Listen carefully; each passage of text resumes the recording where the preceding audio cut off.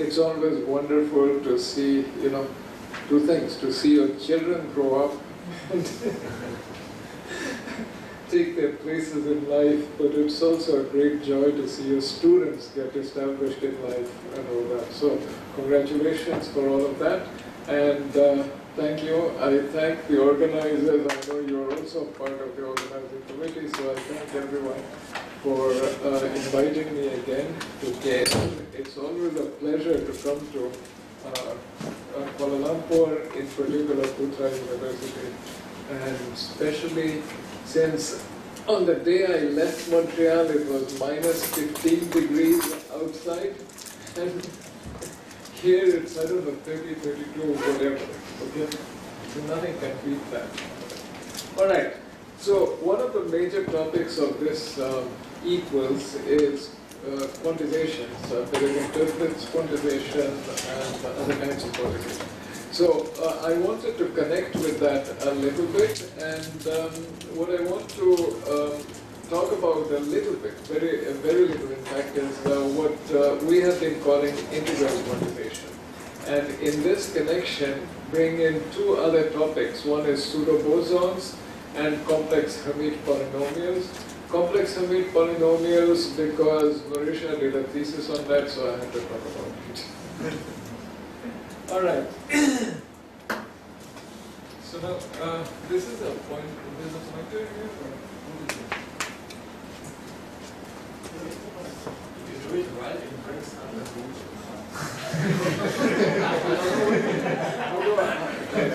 How do I navigate?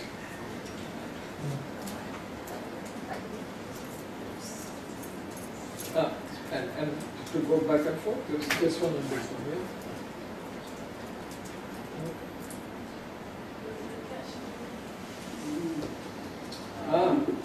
Okay.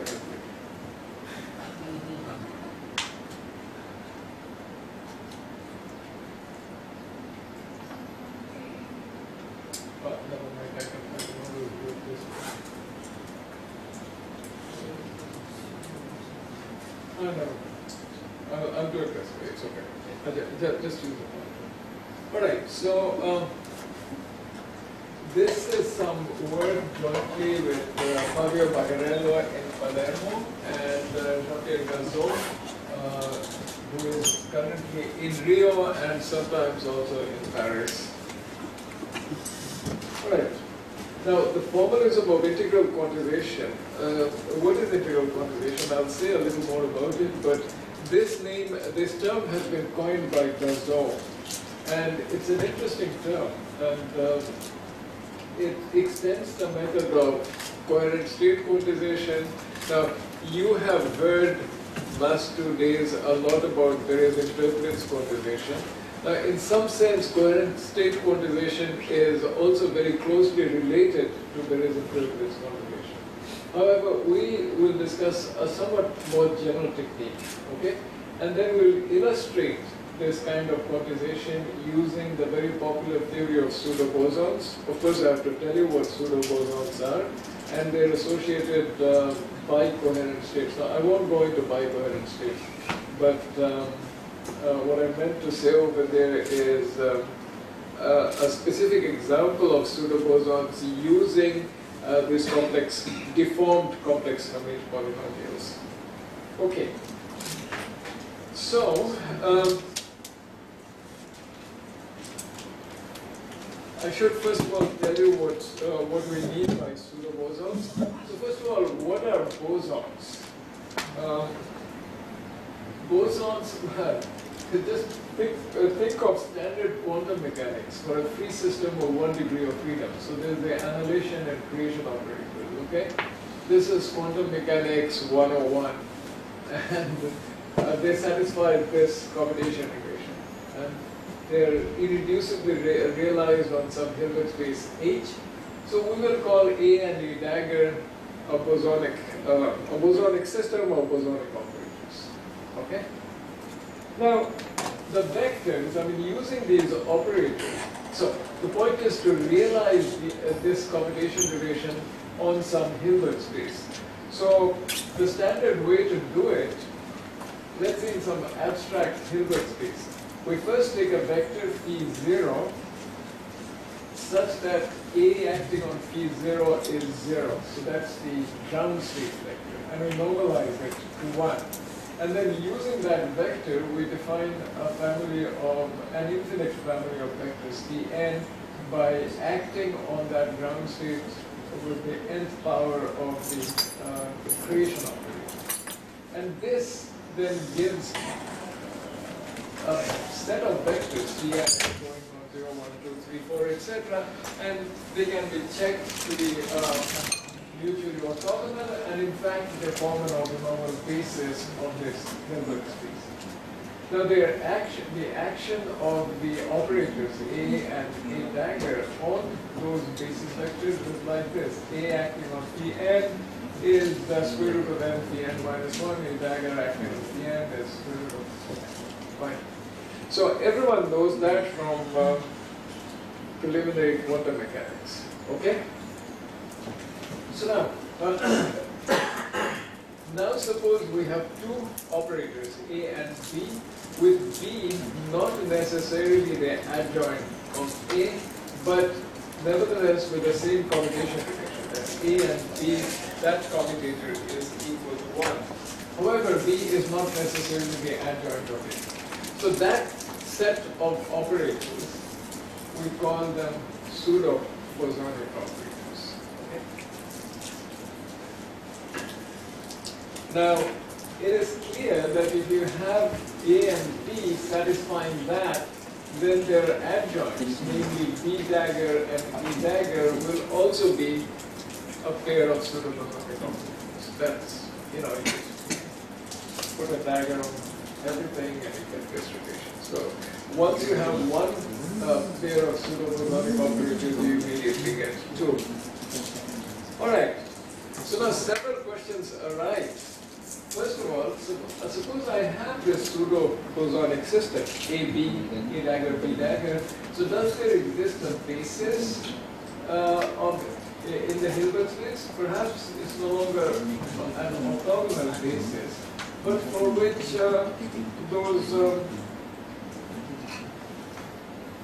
those relations hold. Okay? And we'll see that in fact we can define two pairs of basis vectors. They will not be orthogonal, but nevertheless we'll get two pairs of vectors. And what about for the second pair of operators? Of course, I mean, once we can find something for one set, finding it for the other set will be very easy. All right. Now, the operators A dagger in the bosonic case, they can be obtained. I mean, obtained in the sense that really a concrete realization of these operators on some Hilbert space. This was shown both by Professor Schrischenmeier and also Professor English. Doing a Berezin-Tirpitz kind of quantization, you can get a representation of these operators as differential operators and multiplication operators on the complex plane. Now, what about these operators? Yeah, the pseudo-bosonic ones. Okay. So, in order to answer these questions, we have to make the definition of pseudo-bosons mathematically more precise. And also, to answer questions about quantization, we shall adopt a quantization technique, which we'll call integral quantization, which is sort of a generalization of coherent state quantization, and in this sense, also of Berezin-Tirpitz quantization. Okay, so roughly, what do we mean by integral quantization? Suppose we have a measure space, X, with a measure d mu. This measure space would be the value space of some appropriate set of physical observables. Momentum, position momentum, or just momentum alone. Some set of physical observables. Okay, the value space of that set of physical observables. The corresponding operators, the operators corresponding to these physical observables may or may not commute, but we'll let it be like that. Okay? We just choose a measure space. Now, quantization will involve a mapping of functions on f. These would in general be, functions f on x.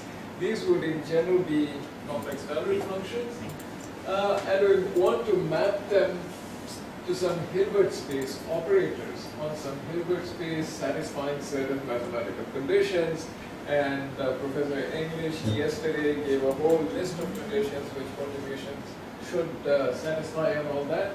We're not worried about that. We leave that fairly general at this point. Okay? Now, suppose somehow such a Hilbert space has been found, and we have chosen in some manner a weakly measurable operator valued function x to fx on this. In other words, to each point x on that measure space, we are able to associate in some way an operator, m of x. Now this operator is very general. It could be bounded, unbounded, self-adjoint, not self-adjoint, all kinds of things. Alright? It's just an operator on H which could be bounded or unbounded. However, it has to satisfy this kind of a condition, that the operator integral of this measurable function with respect to that measure has to be the identity operator on that Hilbert space. Okay? And that integral is to be taken in the weak sense. Now, in particular, I mean, we are familiar with, there is a duplex quantization and coherent state quantization. In the case of coherent state quantization, this operator mx is usually taken to be a one-dimensional projection operator corresponding to each point x operator, and one-dimensional projection operator corresponding to the coherent states.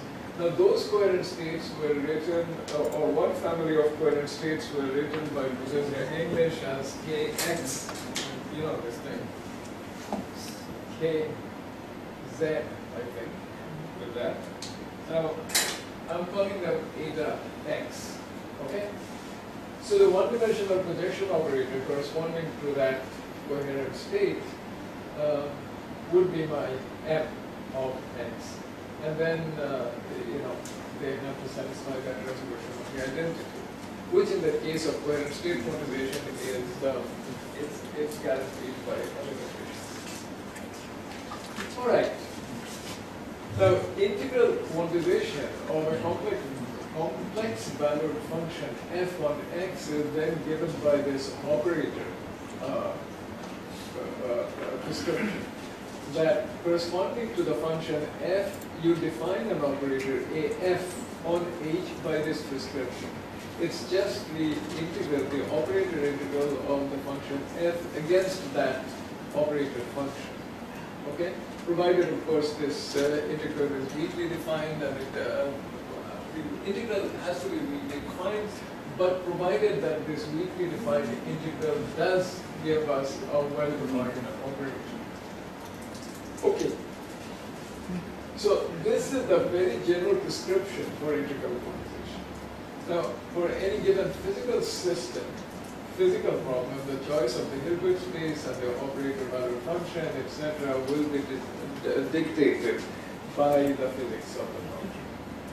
Now, one thing, in geometric quantization, there is interface quantization, all of these, one is sort of fixated on phase spaces, that x is always taken to be, symplectic manifold, therefore it's a phase space or whatever. Scalar manifold, again, it's a phase space.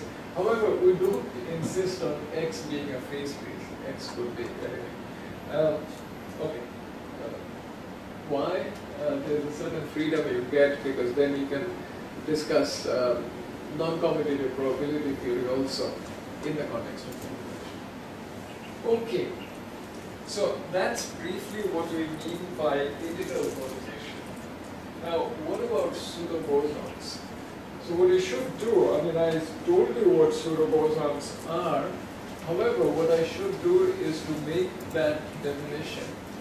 I didn't really give a definition, but I should make that notion more precise mathematically. So let's try to do that.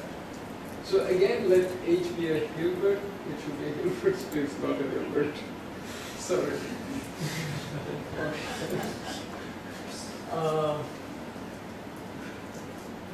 By the way, you know that, I'm sure Martin knows this, in Göttingen, the entrance hall, the lobby of the mathematics institute is called Hilbert Space. Right? Hilbert Hall. Yeah. So let H be a Hilbert space. And then as before, let A and B be two operators on H. The domains of these operators are denoted by dA and dP. And let A dagger, B dagger be their adjoints. Now we assume the existence of a dense set B in H in the Hilbert space such that all these four operators are defined on that domain. Okay? And D is assumed to be stable under the action of all these four operators. So then clearly D is in the domain of each one of these, in the domain of each one of these operators. Okay, so it's kind of a core domain,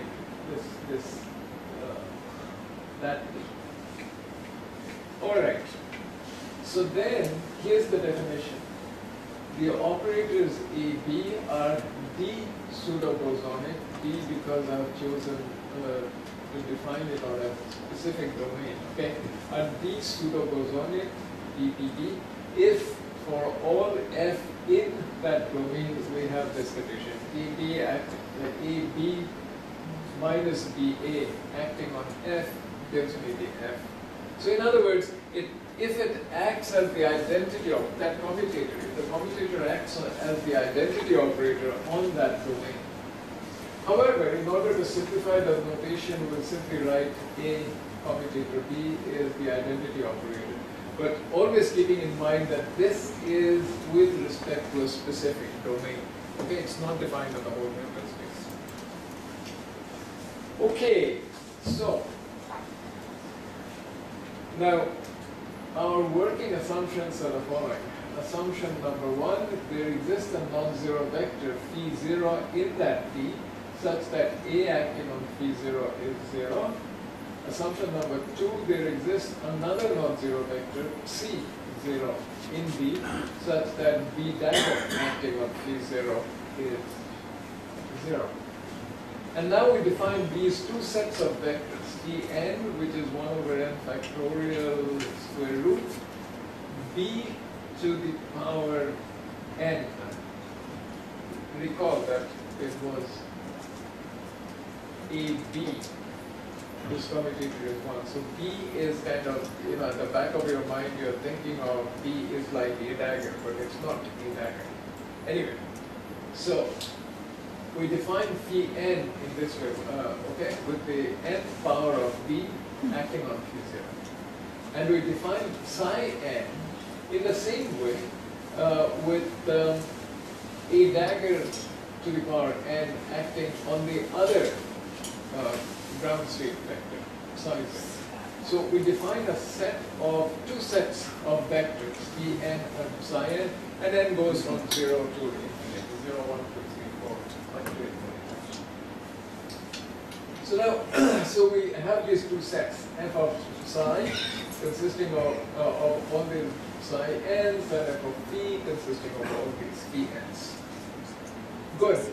Now since B is stable, in particular under the action of A dagger and B, we deduce that each Pn and each psi n belongs to this domain, and therefore to the domains of all four operators plus this this number operator, P8, or it's the other number. Good. So now, but notice one thing, the phi n and the psi n, they're not orthogonal to each other. Like the different phi n for different n's are no longer orthogonal. That won't be because B dagger is, B is not A dagger. And similarly, the psi n's are not orthogonal because, you understand that. However, we have these operators act on these vectors in the following way. D acting you have an A acting on phi0 is 0, A acting on phi n gives you that, and A dagger acting on psi n gives you that, and B dagger acting on psi 0. So we have two sets of operator relations which resemble the standard bosonic operator relations. However, not with respect to an orthonormal basis. Okay. So now, one can show something that if we choose the normalization of phi0 and psi 0 in such a way that this scalar product, the phi0 psi 0 is 1, then you can deduce that the vectors pn and the vectors psi n that we just defined are bi-orthogonal in the sense that psi n by en psi m, that scalar product is delta m and m. It's a bi-orthogonal set. Two sets of bi-orthogonal vectors. Okay. So then, we can even call them bi-orthonormal in the sense that the scalar product is either 1 or 0. Okay? So the conclusion is therefore that phi, that set, f of phi and f of psi are bi-orthonormal sets of eigenstates of n and n dagger, respectively. Good. However, this in principle does not allow us to conclude that they are also bases for the Hilbert space. The phi n's don't, there's no reason for them to be bases. You see, when you do quantum mechanics, elementary quantum mechanics, and you define the vectors phi n using the bosonic operators, you actually prove that they are orthogonal, orthonormal, and secondly, that they span the whole Hilbert space. But that's no longer the case. It doesn't have to. In principle, we can't conclude that they're bases or even race bases. So, however, let us introduce for the time being the following assumption. This we'll call assumption number 3, that f phi is a basis for H. Okay? All right. Simple question in linear algebra.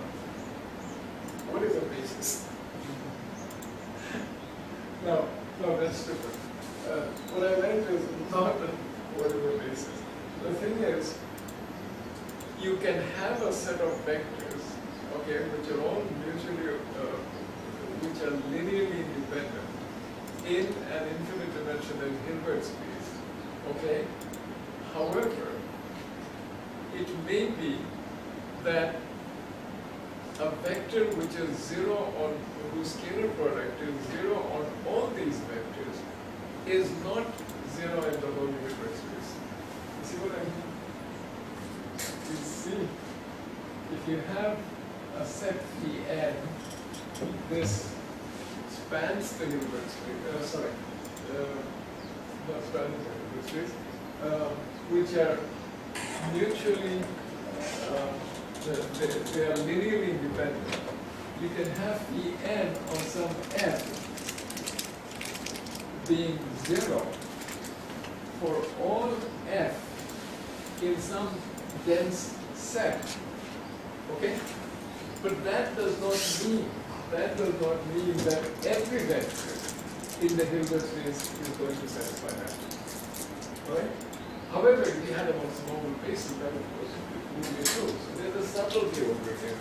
That, so anyway, we are therefore making this assumption that phi f is a basis for H, and then it automatically tells us that f of psi, if f of phi is a basis for H, then f of psi is a basis for H also. Okay.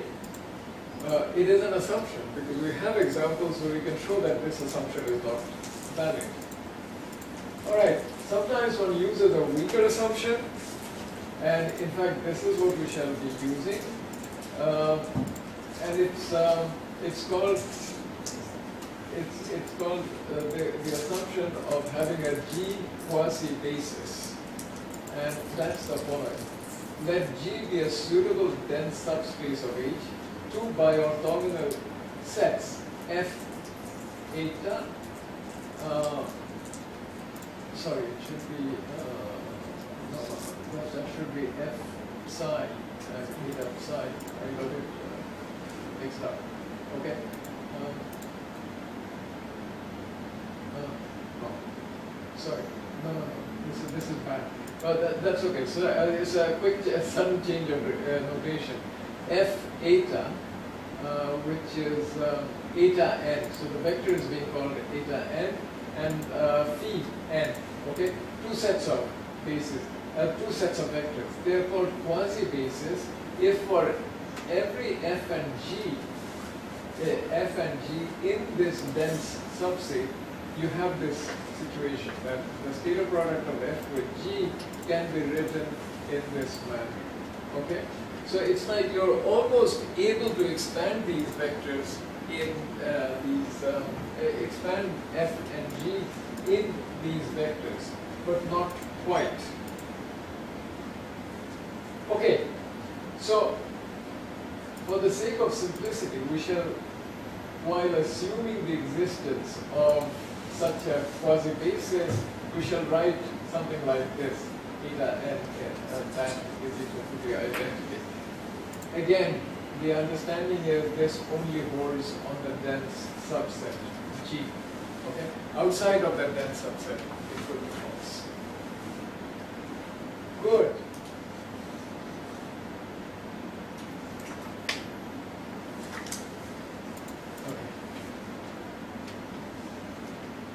So, this does not imply that these families are total in the whole Hilbert space. Okay, let's not do that.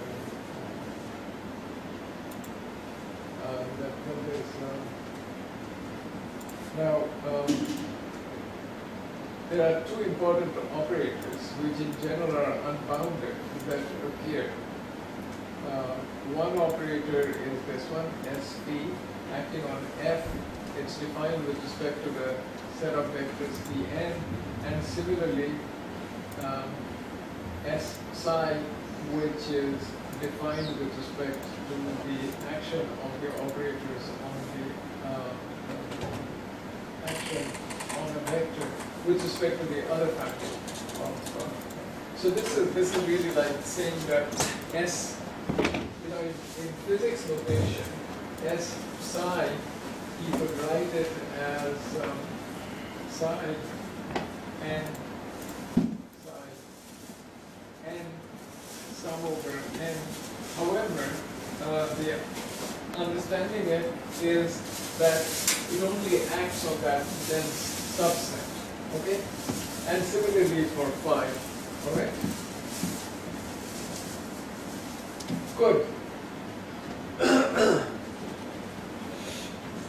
Alright, these operators, they're symmetric operators and they're densely defined, so you can even, they're positive, there's a free extension, and you can do spectral theory on all these. Okay, we won't need that, but that's something we can reduce relatively easily. Okay, so now we want to get an illustration of this formalism of pseudo-bosonic operators. Okay, we'll construct an explicit example using a certain group theoretical construction of bosonic operators.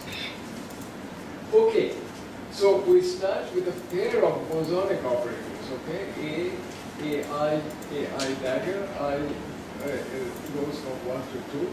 Acting irreducibly on some Hilbert space H.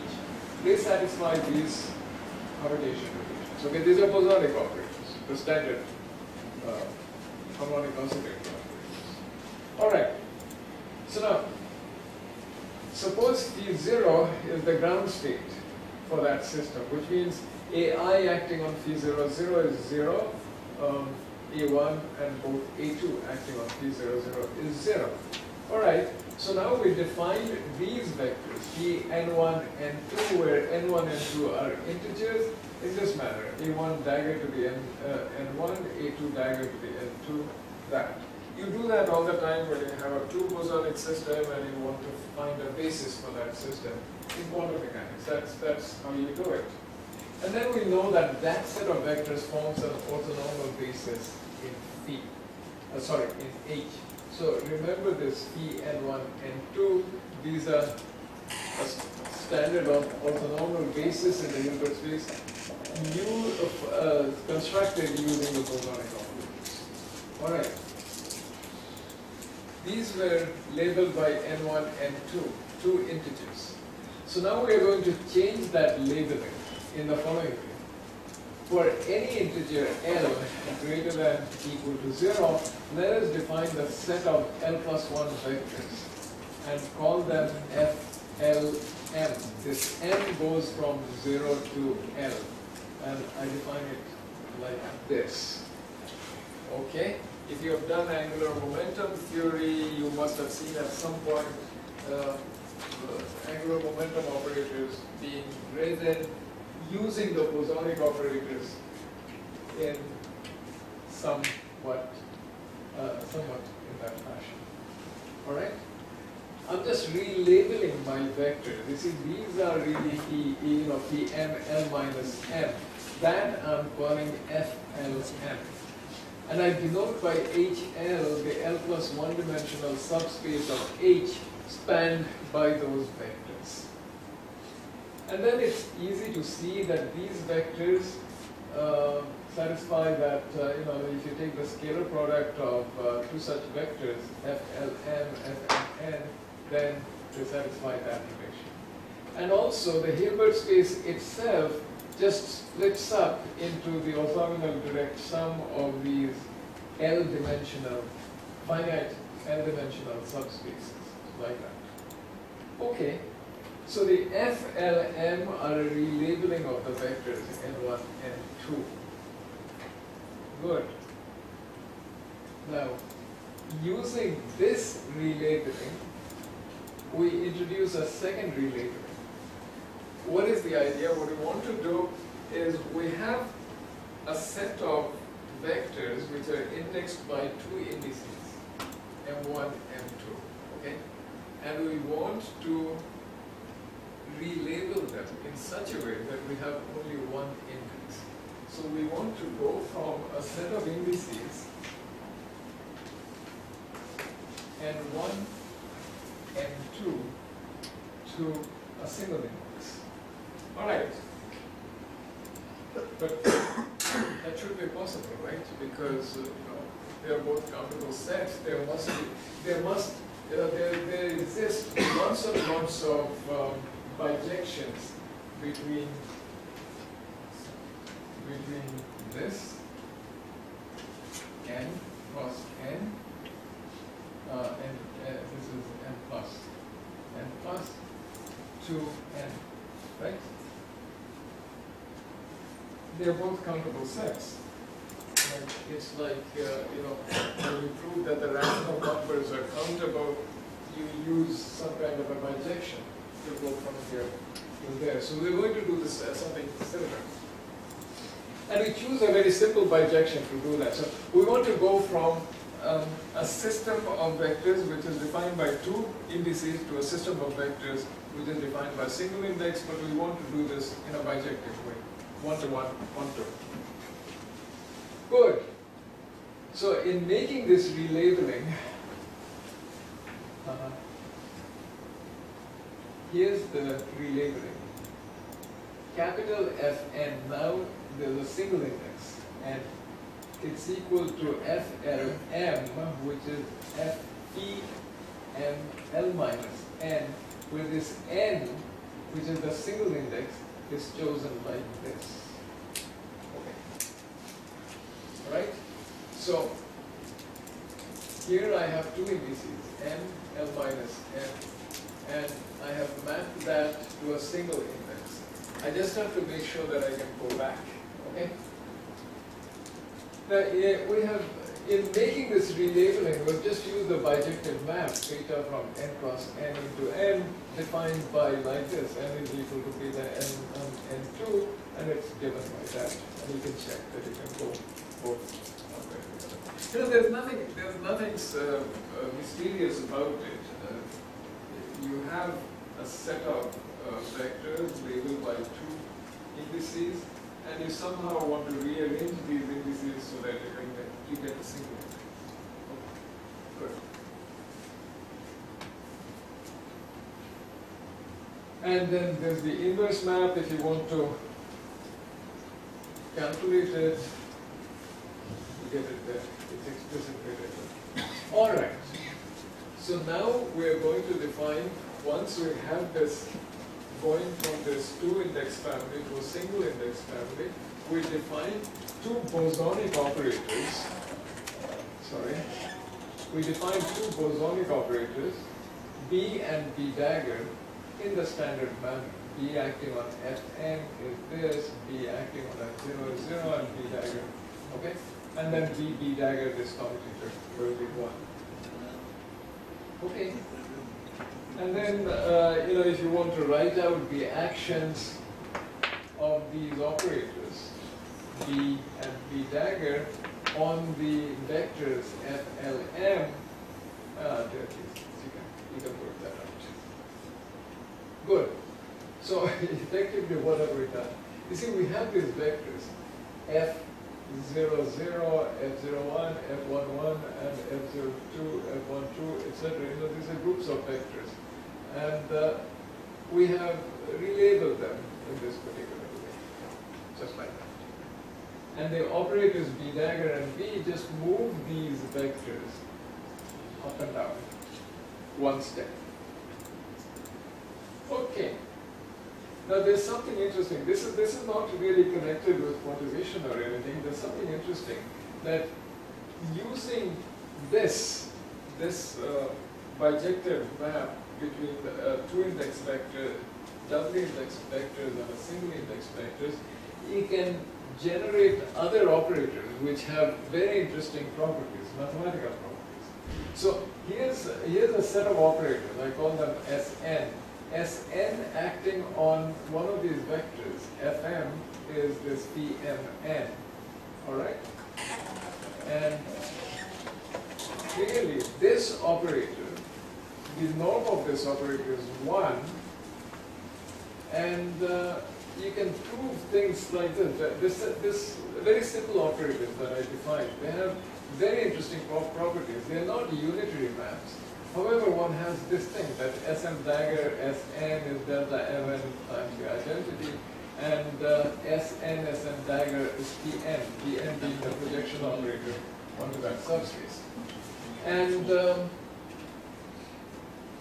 so Sm times Sn dagger is a partial isometry from Hn to Hm, and these positive operators Sn, Sm dagger resolve the identity, and the sum converges strongly. Now, whenever you have such a set of operators, Sn, these partial isometries, you can generate a C-star algebra using those partial isometries. And these C-star algebras have been studied assiduously in the past. So the Sn generates a C-star algebra, which is traditionally denoted by O infinity, and it's known as a Kunz algebra, and which is the subject of independent interest, okay? But we got this Kunz algebra using a specific bijection, but we should change the bijection and get another Kunz algebra. Anyway, this is just a comment, you know, this has nothing to do with quantization or anything. Okay? So now let's come back to this two-indexed family of vectors. We take a 2x2 complex matrix with determinant not equal to zeros. In other words, an element G of the group GL2C. And now, using the old bosonic operators, we define two new operators.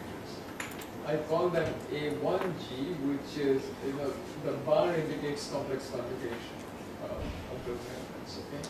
So, and A2G in this way, linear combinations of the bosonic operators. All right?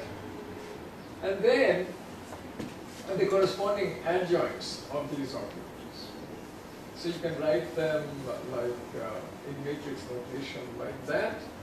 However, we call these operators deformed bosonic operators.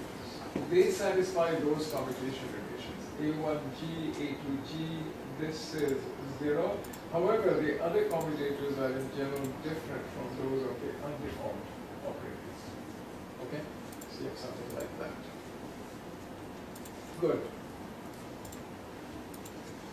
Okay. So what have we got so far? We had the two sets of bosonic operators. We deformed them using an element of GL2C.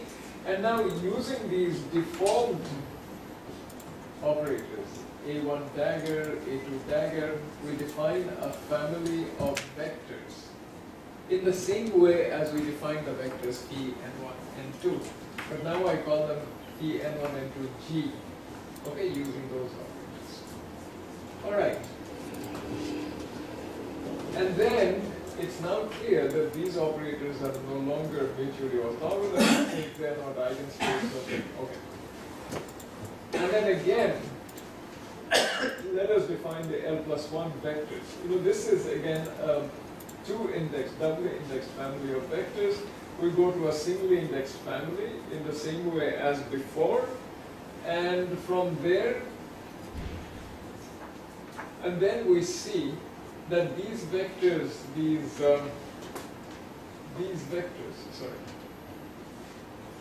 vectors are just linear combinations of the FLMs, and they also span that same subspace of H.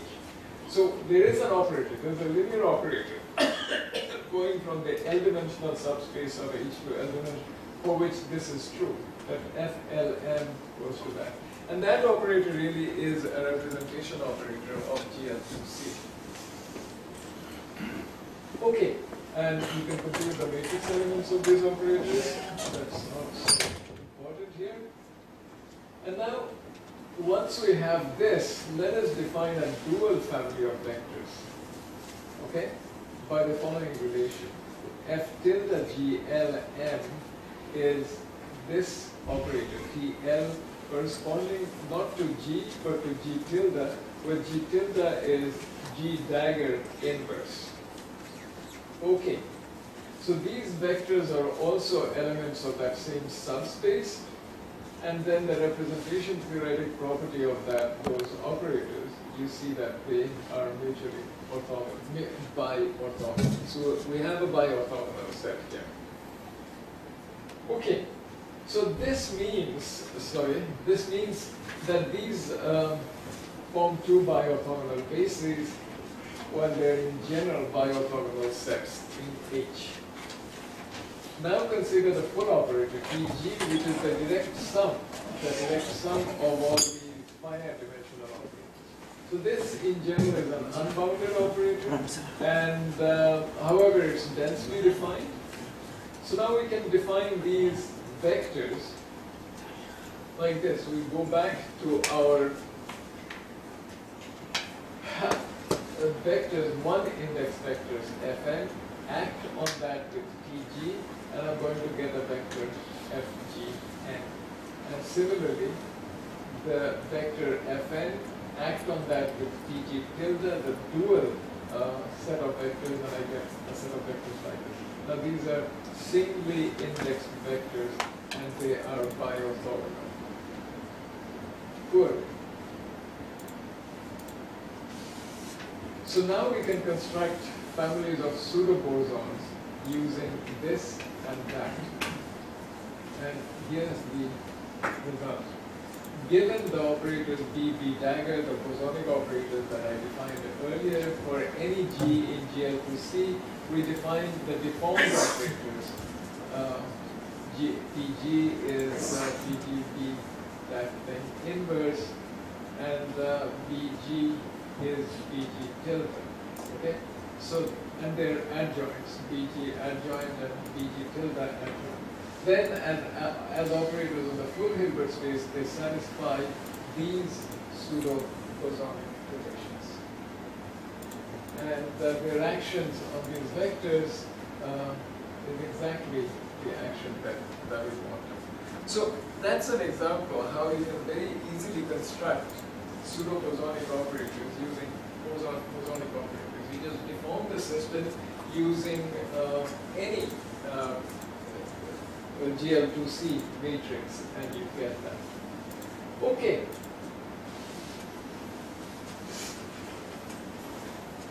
Good. Now, what does this have to do with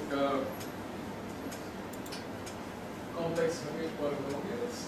All right, what are complex Hermite polynomials? Let's go back to that famous Hilbert space with which all these quantizers have been talking about, the Hawk space, okay? It's L2 of C with respect to this measure d mu z z bar, but this measure is just this, 1 over pi e to the minus x squared plus y squared dx dy is the Gaussian measure, okay? And on this Hilbert space, you can have a really derivative and it will have like that. That realizes the irreducible representation of the A-dagger operators. So now, if we compute the basis vectors using those things, see, it's the same idea.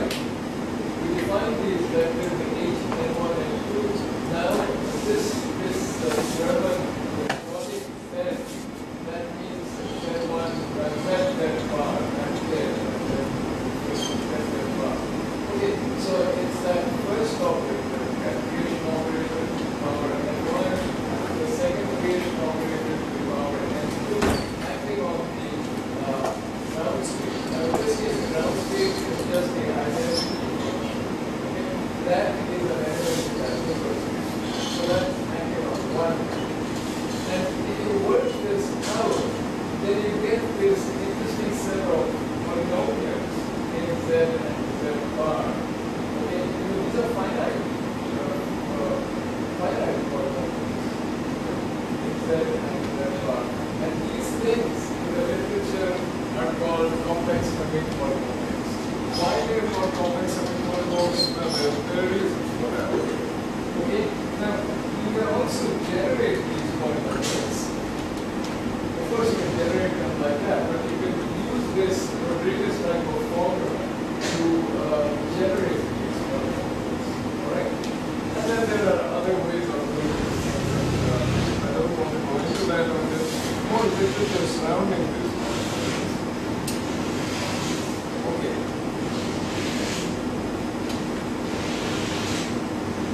Alright. So now, the next thing we want to do is to deform these polynomials. Okay? So we do the deformation of the polynomials in the same way using those matrix operators. G, active and they deform the polynomials. It's the same idea. You have this bosonic basis, you deform this bosonic basis using the matrix. Now, the bosonic basis is replaced by this polynomial basis. It's still the same thing.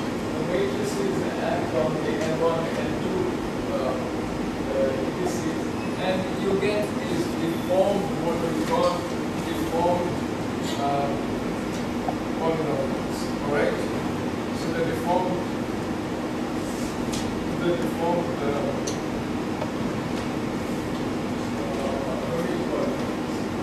similarly, you can get for any G, you get these polynomials and these relations that you can obtain.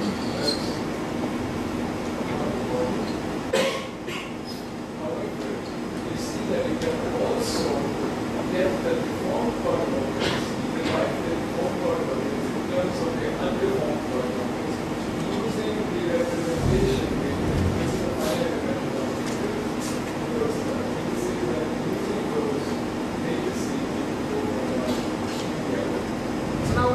Basis, again, this concrete basis using deformed Hermite polynomials. Okay. Good. Now, it's a repeat matter going over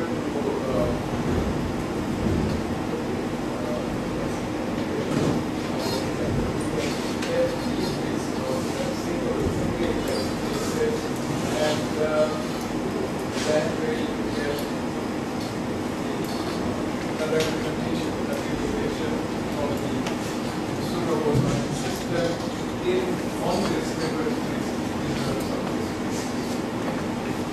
All right. So much for construction. Oh, by the way, the singly indexed default image polynomials satisfy that kind of minor probability. So you have E here, and you have H here, and H here, and the unit polynomial with respect to E here, which was the orthogonality adjoint of E and then the inverse of that. So there's this phi of orthogonality, phi of orthogonality.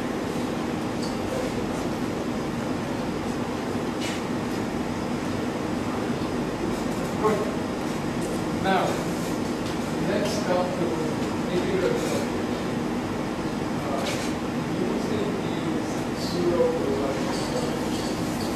So when you have bosonic operators in any polynomials code, you see this displacement operator. Displacement operator is defined in terms of complex Z, this is the complex number. It's defined like this: the exponential of Z. In the bosonic case, this would be a dagger minus Z by this operator. It's a unitary operator, it's not a displacement operator. So now what we are doing is that we are replacing the A dagger by the other bosonic operator. This is a bosonic operator. Now this operator is no longer going to be there. And then we define a second displacement operator like this. So we call them by displacement operators, by analogy with the binomial case of the Now suppose omega Z is a function of a complex plane obeying the following normalization condition that omega at the origin is equal to 1, and we assume to define the two bounded operators and an omega of H through these operators. So I define an operator M like this. This is a displacement operator. I'm equating over the displacement operator with a function on Z. I mean, this function that is unspecified except for this condition. Okay? And then until that with that. Good. So now we have a proposition for these operators and it's like this. So if dz and tilde z and omega z are as before, then this integral gives us this, and that integral, those are integral relations of magnitude, falls in a weak sense on that dense subspace D. Then this value Z, which I define like this, is that M is placed by that displacement operator, and M tilde Z is M is placed, M tilde is placed by that displacement. These are by displacement operators under the displacement fraction. And they resolve the identity in the sense that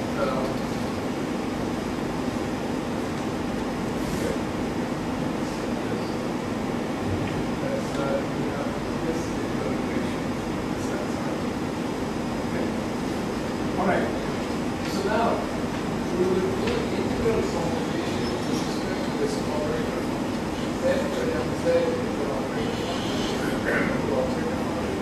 Gives the measure to Z, and we will do an integral formulation using that.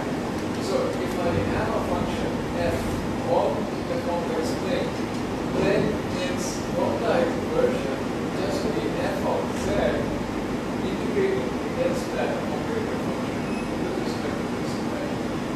And so you have two operations that work and now the interesting thing is, if there is interface motivation or inverted state motivation, what one does is one works with this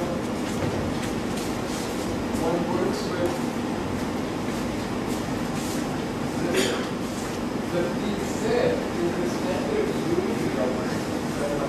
Now we have replaced that by a different. And then we have introduced an additional function. Okay? So there is in Euclid's case, or in the standard coherent space case, what will happen is that when you do this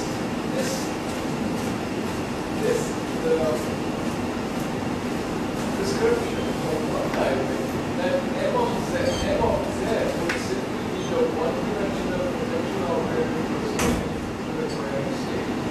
Now we have something much more general than this, much more general than that, and we are defining it like this. However, the interesting thing is, we still have, we can check, and then there is a paper going to see the calculations and all that. We can check that that is super constant in the sense that this is the Poisson bracket of z and z bar is c considered as a phase space, Poisson bracket equals to 1, and when you quantize them using the symmetrical computation, you get these two operators. So it's an alternative way of quantizing. What's the advantage of doing this kind of integral computation? Of course, here one is not studying so much the geometry of the situation, one is not studying another aspects of it. However, you see, in quantum mechanics, often you come up with systems where all these fancy techniques of geometric computation these things just don't work in a physical situation. Now here we have this ability to play around with the omega z, we have this ability to play around with the m of z, and so you get a whole different ways of going from functions over the phase space to operators of and this in a way is much richer. There are a lot more things than and people have been using this kind of computation for studying, especially highly singular situations in physics, even in quantum gravity. So, that's it. So, I just want to give an idea. Thank you very much.